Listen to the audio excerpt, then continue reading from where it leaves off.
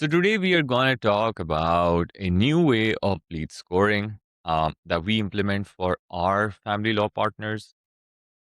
So look at it this way. Instead of treating lead scoring like a rigid spreadsheet, think of an adaptive scoring model as a highly experienced intake coordinator who can literally read the digital footprints and the body language. Now, when somebody needs a family law attorney, they rarely just fill out a form calmly. We all know this. They're pretty stressed. They're researching in the middle of night and they leave a massive trail of digital clues before they ever type a single word into your how can I help you box. Now, if we strip away the textbook jargon, here's how you actually use those deep technical signals to score leads like sort of a mind reader without losing any of the strategic depth. Now, I'm going to talk about a couple of things, but the number one thing that we must see is reading the digital body language, which I call is GCLID and FBCLID. So, GCLID means Google Click ID, FBCLID means Facebook Click ID. So, think about it this way. When a lead hits your site, they carry an invisible ID tag in their website link, right?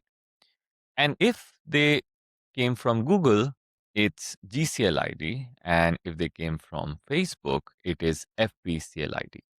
So instead of scoring them for clicking, an adaptive system looks at the intent behind that tag, right? So you could assign a high score if someone searches Google for how to file an emergency custody order at like 2 a.m., clicks your ad, fills out a form, the GCLID carries the exact history. The system reads that panic, instantly boosts their score to somewhat like, say, 95, because it knows that they need a lawyer today.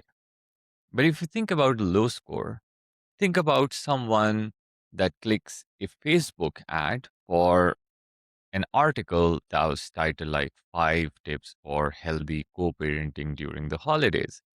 They might just be looking for advice. They get a low baseline score. So they're worth nurturing. Like you shouldn't just, let them go, but your team should drop everything to call them. The next thing we're going to see is how we can check the behavior of people or the prospects on your website. And there's an amazing tool here, which is called Microsoft Clarity. Basically, what Microsoft Clarity does is it records a video of how someone behaves on your website.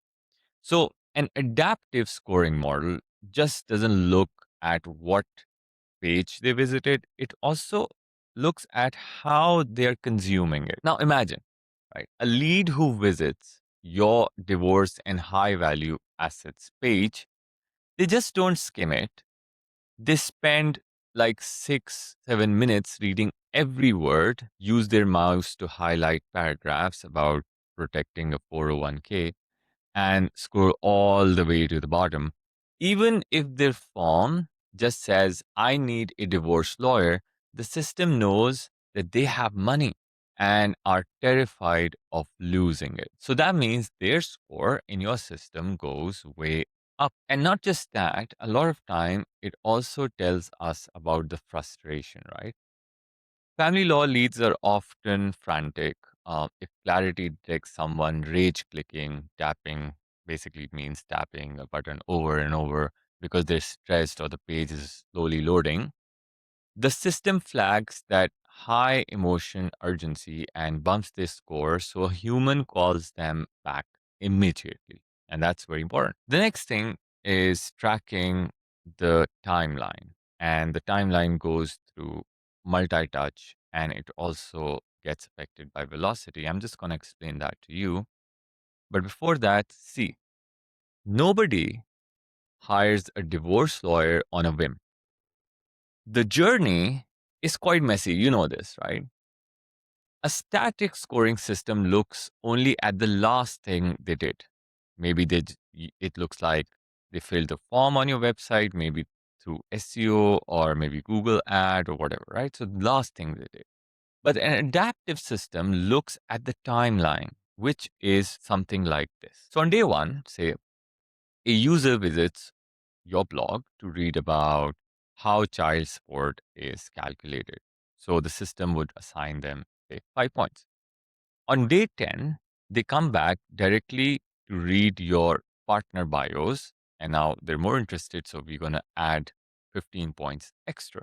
Now on day 12, they click a retargeting ad on Google and finally fill out the form. So we are going to give that particular action plus 40. Because those actions happened in a tight window, the system adds a velocity bonus. Now, the crisis is kind of boiling over right now. And conversely, if someone did all of that 3 months ago and hasn't opened an email since, the system automatically decays their score. So, what it means is that maybe the fight either like is over or they might have just hired someone else. So it's not worth chasing that person and wasting your time. Now, the last part is the most important part, and that is closing the loop. Now, this is the absolute best part of this setup, and it acts like a loop, which means from the intake to the qualification to the case and sending the feedback back to the system or your marketing team or your operations team. So basically, they are always up to the mark, right?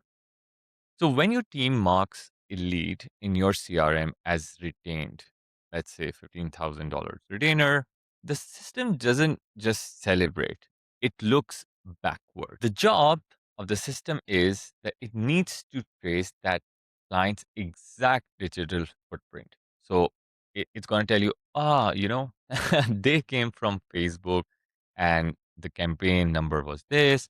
They read the custody page for 4 minutes. They booked an appointment within an hour. The next time a completely new lead shows up with the exact same footprint, the system bypasses all the usual rules, flags them as the top priority before your intake team even picks up the phone. Now, to make this happen, you just need to make sure your website forms are actively catching those tracking IDs and pushing them right into your CRM. And then obviously your CRM needs to be connected back to whatever ad accounts you have, or obviously the analytics software that you're using, whether it's Google Analytics or anything else. So, if you've done all that, the bottom line is that you will have a massive advantage on all other firms who are just guessing all the time. Oh, this lead came up, they called me first, they were highly valuable. Next time, a similar lead would look like this. But it's not true. Because if you're not tracking everything, you don't have the right data for it, probably you're not even into the game.